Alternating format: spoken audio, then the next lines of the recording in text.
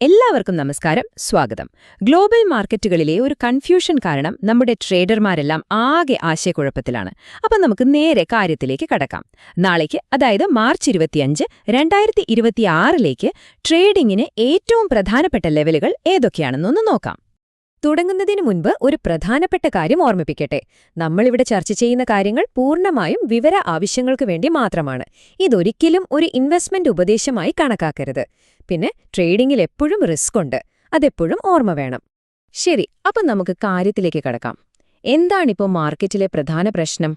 പലതരത്തിലുള്ള സിഗ്നലുകൾ വരുന്നു, ഒന്നിനൊന്ന് വിപരീതമായിട്ടുള്ളത്. സ്വാഭാവികമായും ഇത് ട്രേഡർമാരിൽ വലിയൊരു കൺഫ്യൂഷൻ ഉണ്ടാക്കുന്നുണ്ട്.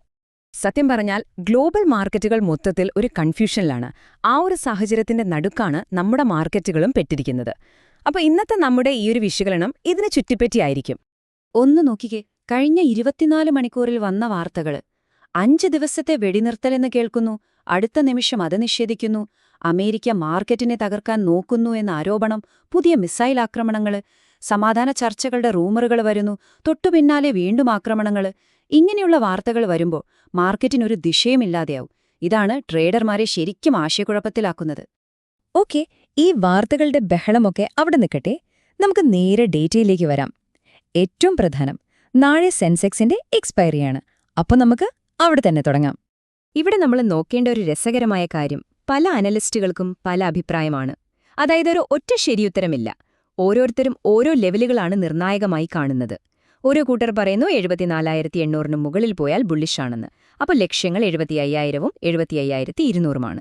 വേറൊരു കൂട്ടർ പറയുന്നു 73,800 ബ്രേക്ക് ചെയ്താൽ മാർക്കറ്റ് താഴോട്ട് പോകാമെന്നാണ്. അപ്പോൾ കണ്ടില്ലേ, പല അഭിപ്രായങ്ങളാണ് വരുന്നത്. അപ്പോൾ ഈ പല അഭിപ്രായങ്ങളിൽ നിന്ന് നമുക്ക് എന്തു മനസ്സിലാക്കാം?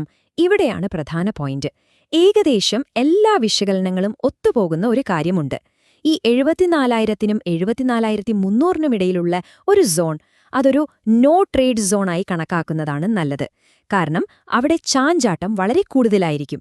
മാർക്കറ്റ് എങ്ങോട്ട് വേണമെങ്കിലും പോകാം. അപ്പോൾ അവിടെ കുറച്ച് ശ്രദ്ധിക്കുന്നത് നല്ലതാണ്.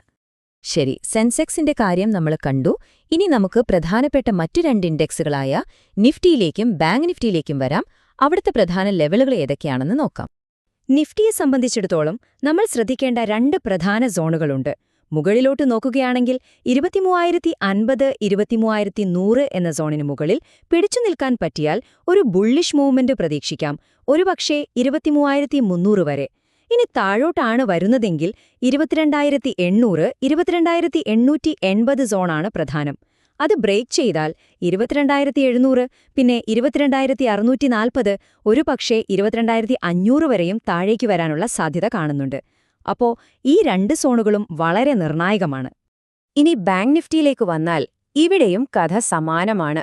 മുകളിലേക്കുള്ള പ്രധാന കടമ്പ 52,900, 53,200 സോണാണ്. അത് ക്ലിയറായി ബ്രേക്ക് ചെയ്താൽ 53,500-ലേക്കും അതിനു മുകളിലേക്കും ഒരു റാലിക്ക് സാധ്യതയുണ്ട്. പക്ഷെ ശ്രദ്ധിക്കേണ്ട ഒരു കാര്യം, 52,400 എന്ന സപ്പോർട്ട് ലെവല് നിലനിർത്താൻ പറ്റിയില്ലെങ്കിൽ പിന്നെ താഴോട്ട് 52,000, 51,600 ലെവലുകളിലേക്ക് ഒരു വീഴ്ചയും പ്രതീക്ഷിക്കാം. ഓക്കെ, അപ്പോൾ ഏതൊക്കെ ലെവലുകളാണ് ശ്രദ്ധിക്കേണ്ടതെന്ന് നമുക്കൊരു ഐഡിയ കിട്ടി. പക്ഷേ ലെവലുകൾ മാത്രം അറിഞ്ഞാൽ മതിയോ? പോരാ. എങ്ങനെ ട്രേഡ് ചെയ്യണം, എന്തച്ചടക്കം പാലിക്കണം എന്നതും അത്ര തന്നെ പ്രധാനമാണ്, പ്രത്യേകിച്ച് തുടക്കക്കാർക്ക്. പുതിയതായി ട്രേഡിംഗിലേക്ക് വരുന്നവർക്ക് വളരെ പ്രായോഗികമായ ഒരു 3 മാസത്തെ പ്ലാൻ ഇതാണ്. സ്റ്റെപ്പ് 1, ആദ്യത്തെ മാസം സ്വന്തം പണം ഉപയോഗിക്കാതെ പേപ്പർ ട്രേഡ് മാത്രം ചെയ്യുക. മാർക്കറ്റിനെ പഠിക്കുക, നിങ്ങളുടെ വികാരങ്ങളെ മനസ്സിലാക്കുക. സ്റ്റെപ്പ് 2, ആദ്യത്തെ മാസം നഷ്ടമില്ലാതെ അല്ലെങ്കിൽ ചെറിയ ലാഭത്തിൽ അവസാനിപ്പിക്കാൻ പറ്റിയെങ്കിൽ മാത്രം 2ാമത്തെ മാസം ഒരൊറ്റ ലോട്ടിൽ ട്രേഡ് ചെയ്യുക. പ്രോസസ്സിൽ ശ്രദ്ധിക്കുക. സ്റ്റെപ്പ് 3, അതും വിജയകരമായിരുന്നെങ്കിൽ മാത്രം 3ാം മാസം 2 ലോട്ടിലേക്ക് ഉയർത്തുക. ഇങ്ങനെ പടിപടിയായി വളരുന്നത് നിങ്ങളുടെ ആത്മവിശ്വാസം കൂട്ടും. ഇനി നിങ്ങളുടെ പണം, അതായത് നിങ്ങളുടെ ക്യാപിറ്റൽ സംരക്ഷിക്കാനുള്ള ഏറ്റവും പ്രധാനപ്പെട്ട 3 നിയമങ്ങൾ. ഇത് മറക്കരുത്. 1, ഇതുപോലെ വാർത്തകൾക്കനുസരിച്ച് ചാഞ്ചാടുന്നൊരു മാർക്കറ്റിൽ ഓവർനൈറ്റ് പൊസിഷനുകൾ എടുത്തവയരുത്. 2, നഷ്ടത്തിലോടുന്നൊരു ട്രേഡിനെ ആവറേജ് ചെയ്ത് കൂടുതൽ നഷ്ടം വരുത്തിവെക്കരുത്. 3ാമത്തേത് ഏറ്റവും പ്രധാനം, എന്തു വന്നാലും എപ്പോഴും ഒരു സ്റ്റോപ്പ് ലോസ് സെറ്റ് ചെയ്തിട്ടേ ട്രേഡ് ചെയ്യാവൂ. ശരി, അപ്പോൾ ഇന്നത്തെ ചർച്ചയുടെ അവസാന ഭാഗത്തേക്ക് നമ്മൾ കടക്കുകയാണ്. ഇതിൽ നിന്നുള്ള പ്രധാന പോയിന്റുകൾ എന്തൊക്കെയാണെന്ന് നമുക്കൊന്ന് ഓർത്തെടുക്കാം. ഈയൊരു വാചകം നമ്മൾ പറഞ്ഞതിന്റെയെല്ലാം ഒരു സംഗ്രഹമാണ്. അതായത് വാർത്തകൾക്ക് പിന്നാലെ ഓടി അത് പ്രവചിക്കാൻ ശ്രമിക്കുന്നതിനേക്കാൾ ഒരു ട്രേഡർക്കു വേണ്ടത് വ്യക്തമായ ലെവലുകളും കർശനമായ നിയമങ്ങളുമാണ്. നിങ്ങളുടെ പ്ലാനിൽ ഉറച്ചു നിൽക്കുക, അതാണ് പ്രധാനം. അപ്പൊ പോകുന്നതിന് മുൻപ് ഞാൻ നിങ്ങളോടൊരു ചോദ്യം ചോദിക്കുകയാണ്. ഇങ്ങനെ പ്രവചിക്കാൻ പറ്റാത്തൊരു മാർക്കറ്റില് നിങ്ങളുടെ സ്ട്രാറ്റജി എന്താണ്? നിങ്ങൾ മാർക്കറ്റ് എങ്ങോട്ട് പോകുമെന്ന് പ്രവചിക്കാനാണോ ശ്രമിക്കുന്നത്? അതോ മാർക്കറ്റ് എങ്ങോട്ട് പോയാലും അതിനെ നേരിടാൻ തയ്യാറെടുപ്പുകൾ നടത്തുകയാണോ ചെയ്യുന്നത്? ഒന്ന് ചിന്തിച്ചു നോക്കൂ. അപ്പോ അവസാനിപ്പിക്കുന്നതിന് മുൻപ് ഒരിക്കൽ കൂടി ഓർമ്മിപ്പിക്കുന്നു, ഈ ഉള്ളടക്കം വിവര ആവശ്യങ്ങൾക്ക് വേണ്ടി മാത്രമാണ്. ഏതെങ്കിലും ഷെയറുകൾ വാങ്ങാനോ വിൽക്കാനോ ഉള്ള ഉപദേശമല്ല ഇത്. ഏതൊരു നിക്ഷേപ തീരുമാനം എടുക്കുന്നതിന് മുൻപും ഒരു ഫിനാൻഷ്യൽ അഡ്വൈസറുമായി സംസാരിക്കുന്നത് വളരെ പ്രധാനമാണ്. അടുത്തൊരു വിശകലനവുമായി വീണ്ടും കാണാം. നന്ദി.